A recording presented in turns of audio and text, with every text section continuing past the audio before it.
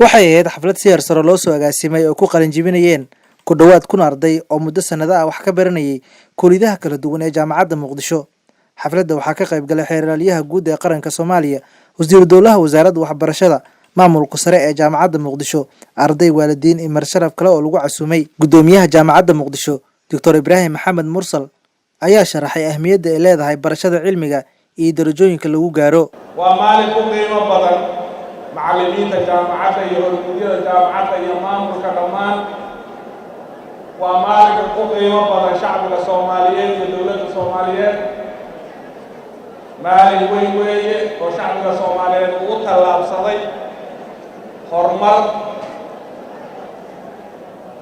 waxa lagu horumaro waxa ugu weyn oo ogtihiin waa cilmi.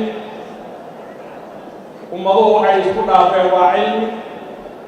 haddaynu rabno qiimo iyo sharaf aynu rabno waa cilmi.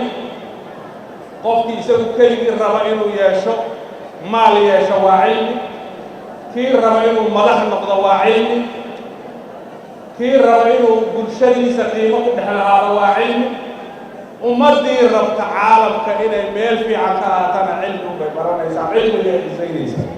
xeeralyaha guud ee qaranka Dr. Axmed Cali Daahir ayaa ardayda qalin jebinaysay ku bogaadiyay dadaalkii ay soo muujiyeen muddadii waxbarashada.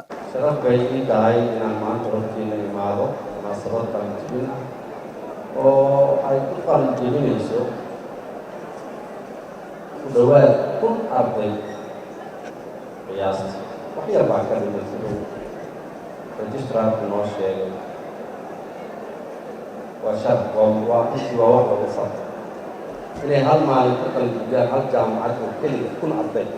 wax lagu farxo aad iyo aad dadka Soomaaliyeed taariikhdeeda wax weyn ku haysa. dhalinyaradii waxaa kaloo ku faraxsanahay in kaalinta koowaad, kaalinta labaad, kaalinta saddexaad, kaalinta afraad maanta ay galeen dadka Soomaaliyeed. wasiir dowlaha wasaaradda waxbarashada, hidaha iyo tacliinta sare ee xukuumadda Soomaaliya, Cabdiraxmaan Maxamuud Cabdulle Jaabiri, ayaa sheegay in axadda soo socota la magacaabayo guddiga tacliinta sare ee dalka, kuwaasoo la xisaabtami doona jaamacadaha dalka, kuwooda tayada wanaagsan iyo kuwooda kale. ka wasaarad ahaan runtii waxaan aad ugu faraxsanahay jaamacadaha horumarka ay sameeyeen. waxaan aad u soo dhaweynaynaa jaamacadaha dadaalay oo horumarka gaaray oo fuliyey waxyaabo badan oo aan isleenahay habraaca tacliinta sare iyo tayada looga baahnaa waa gaaray. sidaa ay si lamid ah waxaan rabnaa inaan fariin u dirno jaamacadaha aan weli ku guulaysanin ama hay'adaha tacliinta sare inay ogaadaan in wasaaraddu ay mar walba ka warqabto waqtigii lagula xisaabtami lahaana hadda uu jiro. waxaan idinku bishaaraynaynaa maalinta axadda soo socota in lagu dhawaaqi doono guddiga tacliinta sare, kaasoo jaangoyn doona tayada jaamacadaha.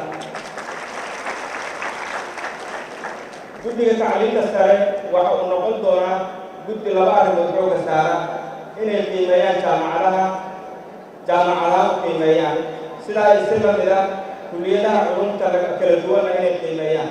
ugu dambeyntii, qaar ka mid ah ardayda maanta qalin jebisay ayaa dareenkooda farxadeed la wadaagay Home Cable TV. magacaygu waa Ubax Cilmi Yuusuf, kana qalin jebiyay sanadkan jaamacadda Muqdisho dufcadda 19aad kulliyadda maamulka iyo maareynta dhaqaalaha. runtii aad aan ugu faraxsanahay inaan sanadkan ka mid noqdo ardayda qalin jebisay. magacaygu waa Cabdiraxmaan Cali Maxamed. runtii dareenka iyo farxadeed lama soo koobi karo. wax muddo dheer loo kala hayay, waqti dambe laga imaanayay, naftu rabin la dhibayay baa maanta gabagaboway, la qalin bedeshay. Maxamed Qays Xasan Maxamed, Home Cable TV, magaalada. adeega cusub ee shirkadda Dahabshiil iyo E-Dahab.